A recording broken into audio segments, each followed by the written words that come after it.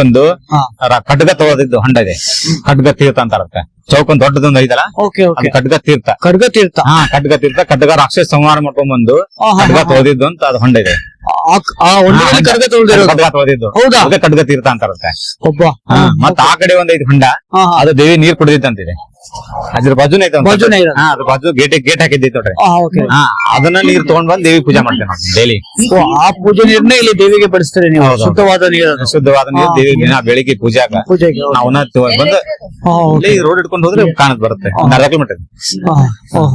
ಮತ್ತೆ ನಾವು ಅಲ್ಲಿ ಏನ್ ಮಾಡ್ತೇವೆ, ಡೈಲಿ ಭಕ್ತರು ತಗೊಂಡ್ ಕೊಡ್ತಾರ, ಇಲ್ಲ ಯಾರು ಇರ್ಲಿಲ್ಲ ನಾವು ಅವು ತಗೊಂಡ್ ಪೂಜಾಕ ಅಲ್ಲಿಂದ ನಳದ ಏನು ತೋದಲ್ಲ, ಅಲ್ಲಿಂದ ಶುದ್ಧವಾದ ನೀರನ್ನೇ ಬಡಿಸ್ತಾರೆ. ಈಗ ನೀವು ಸ್ವಾಮೀಜಿಗಳು, ಈಗ ನೀವೇನು ಅರ್ಚಕರು ನೀವು ಪೂಜೆ ಮಾಡ್ತೀರಾ ಸರ್, ನಿಮ್ಮಲ್ಲಿ ಏನಾದ್ರು ಪೂಜೆ ಇದಕ್ಕೆ ವ್ರತ ಏನಾದ್ರು ಮಾಡ್ತೀರಾ ನೀವು? ಮಾಡ್ತೇವಲ್ರಿ.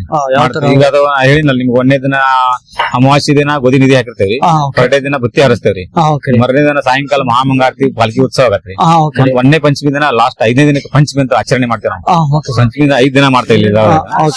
ಹಿಂಗ 1, 2, 3, 4 ಅಂತ 5 ಪಂಚಮಿ ಮಾಡ್ತೇವೆ. ಅದು ಒಂದನೇ ದಿನ ನಾವೇನು ಬುತ್ತಿ ಹಾರಿಸ್ತಿರ್ತಲ್ರಿ, ಬುತ್ತಿ ಹಾರಿಸಿದ ಒಬ್ಬ ವೃತ ಮಾಡಿರ್ತಾನ ಅದ್ರಾಗ. ಪೂರ 1ನೇ ಪಂಚಮಿಯಿಂದ ಸ್ಟಾರ್ಟ್ ಆಗಿರ್ತೈತೆ ಅವ್ನ. 5 ಪಂಚಮಿ ಆಚರಣೆ ಮಾಡ್ತೇವೆ ನಾವು.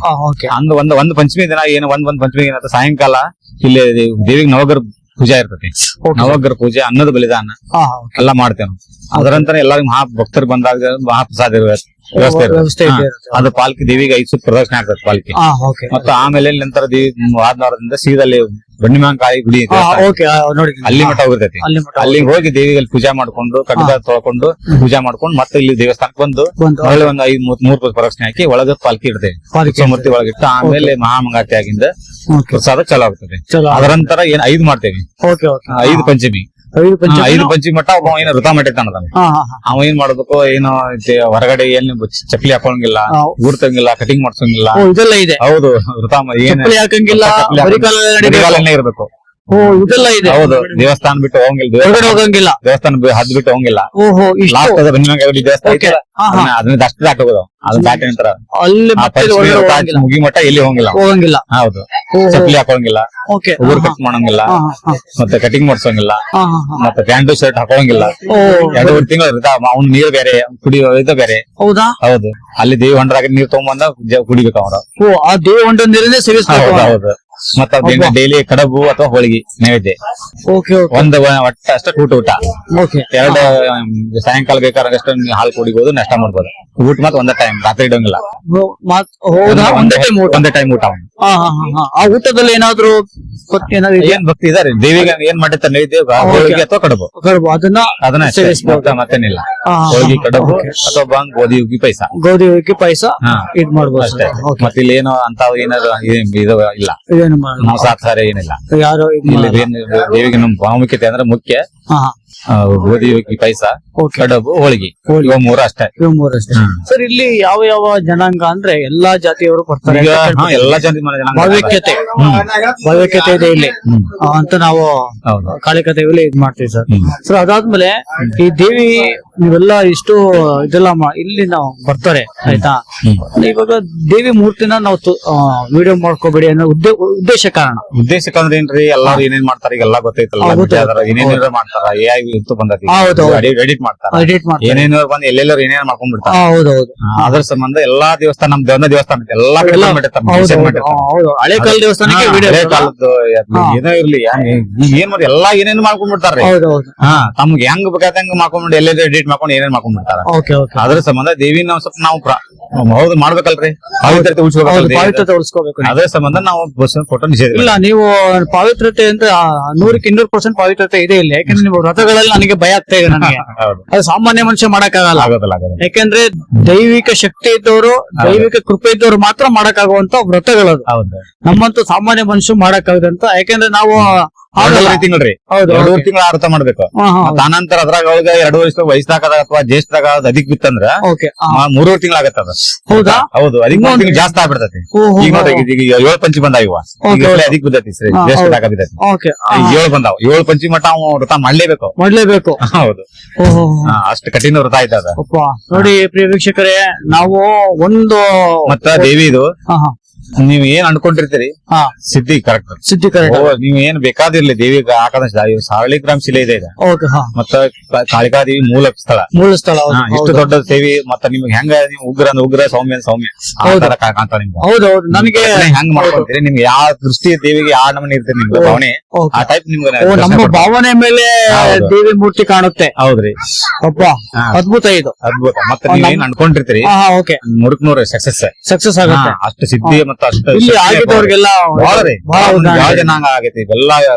ಓಕೆ. ಒಬ್ಬೊಬ್ರು ಏನೇ ಇದ್ ನೋಡ್ರಿ ದೇವಿಗೆ ಈಗ ಅಲ್ಲಿ ಕಾಯಿ ಕಟ್ತಾರ ಹಾ ಓಕೆ ಅನ್ಕೊಂಡ್ ಅಲ್ಲಿ ನಮ್ ತಮ್ಮ ಮನಸ್ನಾಗ ಏನ್ ಇರ್ತದಲ್ಲ ಹಾ ಓಕೆ ಮಕ್ಕಳಾಗ್ಲಾರು ಮತ್ತ ಮದುವೆ ಆಗೋದವ್ರು ಓಕೆ ಅಲ್ಲಿ ಅದನ್ನ ಹಾ ಅದನ್ನೆಲ್ಲ ದೇವಿಗೆ ಹಾ, ಓಕೆ. ತಮ್ಮ ಆ ಮನಸ್ನಾಗ ಏನ್ ಕಾಯಿ ಕಟ್ಟುದಂದ್ರೆ ಅವ್ರು ಕೆಲವರು ಆ ಕಾಯಿನ ಕಟ್ಟಿ ಅವ್ರ ಕೆಲಸ ಸಿದ್ಧಿ ಆದ್ಮೇಲೆ ಬಂದ್ ಬಿಡ್ತಾರೆ ಅಂತ ಏನೋ ಇದೆ. ಬಿಚ್ತಾರ್ರಿ. ಅವ್ರ ಕೈ ಗೊತ್ತಾಗುತ್ತೆ ಸರ್ ಅದೇ ಕಾಯಿ ಅಂತ ಹೇಳಿ? ಅದಂತ ಬಿಚ್ಚುದು ಗೊತ್ತಾವಲ್ರಿ ಅವ್ರಿಗೆ. ಹಾ ಹಾ ಯಾವ್ದಾರ ಒಂದ್ ಬಿಚ್ತಾರ. ಬಿಡ್ತಾರೆ. ಯಾಕಂದ್ರ ಸಾವಿರಾರು ಕಾಯಿ ಕಟ್ಟಿರ್ತಾರ. ಹಾ ಹೌದು ಹೌದು ಹಾ ಹಾ ಅಂದ್ರ ಯಾವ್ದಾರ ಒಂದ್ ಬಿಚ್ಚಿದ್ರೆ ನಡಿತೈತಿ. ಅಂದ್ರೆ ತಮ್ಮ ಮನಸ್ನಾಗ ಏನಿಲ್ಲ ಹಾ ಹಾ ಬಿಡ್ಕೊಂಡ್ ಕಟ್ಟಿರ್ತಾರ. ಬೇಡ್ಕೊಂಡ್ ಕಟ್ಟಿರ್ತಾರೆ. ತಮ್ಮ ಮಕ್ಕಳಾಗಲಿ ಅಂತ, ಮದುವೆ ಆಗ್ಲಿ ಅಂತ, ಓಕೆ ಮನ್ಯಾಗ ಏನೋ ಸಮಸ್ಯೆ ಇರ್ಲಿ ಹಾ ಹಾ ಮತ್ತ ಹೊಲದ ಏನೋ ತಮ್ಮ ಮನ್ಯಾಗ ಬೇಡ್ಕೊಂಡ್ ಹೋಗ್ತಾರ.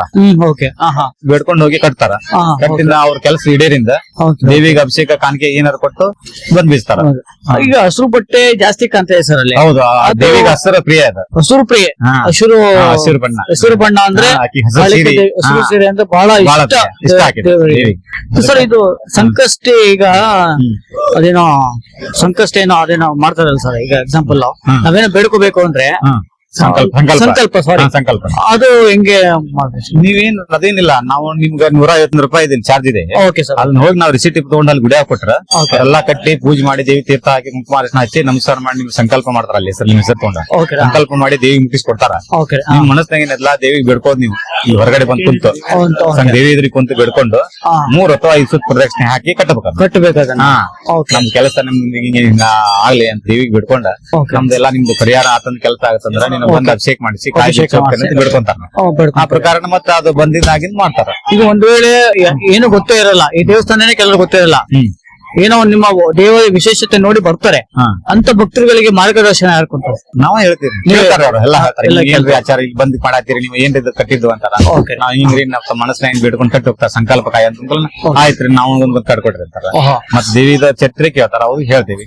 ಓಕೆ ಅವ್ರಿಗೆ ಇಲ್ಲಿ ದೇವಿ ಅಂತ ಬಂದ್ರೆ ಗೊತ್ತಾಗತ್ರಿ ಅವ್ರ ದೂರ ಹಾ ಜೀರ ಬಿಡ್ತಾರ. ಜೀರ ದೇವಿ ಯಾಕಂದ್ರೆ ಅಷ್ಟು ಅಟ್ರಾಕ್ಷನ್ ಇದೆ. ಅಟ್ರಾಕ್ಷನ್ ಹೌದು ನಿಜ. ಹಾ, ದೇವಿ attraction. ನೋಡಿದ ಸಾಕ್ರೆ ಏನು ಅವ್ರಿಗೆ ನಾವು ಹೋಗ್ರಿ ಅಂತ ಮುಂದೆ ಹೋದ್ರು ದುಗ್ಸಿದ್ರು ಹೋಗುದಿಲ್ಲ ಅವ್ರು. ಹಾ, ಹೌದು ಹೌದು ಶಕ್ತಿ ದೇವಿ ಶಕ್ತಿ ದೇವಿ. ಅಲ್ಲಿ ಹಂಗ ದೇವಿ ಆಕರ್ಷಣೆ ಮಾಡ್ಕೊಡ್ತಾರೆ ದೇವಿ. ಅದು ಅಷ್ಟು ಒಂದು ಹಾ, ಅದ್ಭುತ ಇದೆ, powerful power ಇದೆ ಸರ್. ಹೌದು. ಅದಾದ್ಮೇಲೆ ದೇವಿ ಗರ್ಭಗುಡಿ ಹಿಂದೆ ಸುತ್ತುವರಿಬೇಕಾದ್ರೆ ಆ ಗರ್ಭಗುಡಿ ಏನು ಗೋಡೆ ಇದೆಯಲ್ಲ ಅಲ್ಲಿ ಒಂದಷ್ಟೊಂದು ಕಾಯಿನ್ಗಳು ಅನ್ಸ್ತಾರೆ. ಅದ್ರದ್ದು ಒಂದು ಅವ್ರವ್ರ ಅದೊಂದು ನಂಬಿಕೆ ರೀ ಅದು. ನಂಬಿಕೆ ಅದು. ಹಾ. ಅವ್ರವ್ರ ಅಲ್ಲಿ ನಿಂತಿದ್ರೆ ಹಾ. ತಮ್ಮ ಮನಸ್ನಾಗ ಏನ್ ಬಿಡ್ಕೊಂಡ್ ತಲಕತ್ ಅನ್ನೋದು ಅದು ಹಾ, ನಂಬಿಕೆ. ಆಗತ್ತೆ ಅನ್ನೋದು. ಹಾ, ಆಗತ್ತೆ ಅನ್ನೋದು ಆಗುತ್ತೆ ಅನ್ನೋದು ಅವೆಲ್ಲ ಒಂದು ನಂಬಿಕೆ. ಅವ್ರ ನಂಬಿಕೆ ರೀ. ಹಾ, ಹಾ, ಹೌದು. Okay sir. ಈಗ ಬರುವ ಭಕ್ತಗಳಿಗೆ ನಿಮ್ ಕಡೆಯಿಂದ ಒಂದೇನು ಸಲಹೆ? ಸಲಹೆ ಏನ್ರಿ, ನೋಡ್ರಿ ಎಲ್ಲಾ ದೇವಿ ದೊಡ್ಡ ಕ್ಷೇತ್ರ ಇದೆ. ದೇವಿಗೆ ಭಾರಿ ನೀವ್ ಏನ್ ಅನ್ಕೊಂಡಿರ್ತ ಎಲ್ಲಾ ಸಿದ್ಧಿ ಆಗತ್ತೆ. ಓಕೆ ಮತ್ತೆ ನಿಮ್ದಿಂದ ಏನೇ ಸಂಕಲ್ಪ ಇರ್ತದೆ ಬರ್ರಿ, ತಾಯಿ ದೇವಿ ನಿಮ್ಗೆಲ್ಲ ಆಶೀರ್ವಾದ ದೇವಿ ಅನುಕೂಲ ಮಾಡ್ಕೊಂಡ್ ಬರ್ರಿ, ಓಕೆ ನಿಮ್ಗೆಲ್ಲಾ ಚಲೋ ಆಗತ್ತೆ. ಓಕೆ. ಹಾ, ವೀಕ್ಷಕರೇ ನೋಡಿ, ಸುಖನಭವಂತು. ಇಲ್ಲಿವರೆಗೆ ಅಷ್ಟಕ್ ಸರ್ ನಮ್ಗೆ ಏನು ಡೀಟೇಲ್ಸ್ ಹೇಳಿದ್ರು ಇವೆಲ್ಲವೂ ಕೂಡ ಸತ್ಯ ಘಟನೆ ಆಯ್ತಾ. ಇದು ಯಾವ್ದು ಊಹಾಪೋಹ ಅಲ್ಲ, ಯಾಕಂದ್ರೆ ಇಲ್ಲಿ ಎಲ್ಲ ನಡೆದಿರ್ತಕ್ಕಂಥ ನಡೆದಿದೆ ಇದೆ. ಸೊ ಹಾಗಾಗಿ ಈ ದೇವಸ್ಥಾನಕ್ಕೆ ಹೊಸಬ್ರು ಯಾರೇ ಬರ್ತಾರೆ ಇಲ್ಲಿ ಬಂದಾಗ ಒಂದೊಮ್ಮೆ ಬಂದು ಇಲ್ಲಿ ದರ್ಶನ ಭೇಟಿಯಾಗಿ ದರ್ಶನ ಮಾಡಿ ಮಾಡ್ಕೊಂಡು ಹೋಗ್ರಿ. ನಿಮ್ಗೆ ಅದ್ರ ಬಗ್ಗೆ ಗೊತ್ತಾಗಿಲ್ಲ ಅಂದ್ರೂ ಕೂಡ ಇಲ್ಲಿ ಇರ್ತಾರೆ. ಒಂದೇ ಮಾರ್ಗದರ್ಶನ ತಗೊಳ್ಳಿ, ಯಾವ ತರ ನಡ್ಕೊಬೇಕು ಇಲ್ಲಿ ದೇವರಿಗೆ ಅನ್ನೋದನ್ನ ಒಂದೊಮ್ಮೆ ಮಾರ್ಗದರ್ಶನ ತಗೊಳ್ಳಿ, ನಿಮ್ಗೆ ತುಂಬಾ ಒಳ್ಳೇದಾಗುತ್ತೆ ಅಂತ ಹೇಳಿ ಈ ಕಾರ್ಯಕ್ರಮ ಮುಗಿಸ್ತಾ ಇದ್ದೀನಿ. Thank you.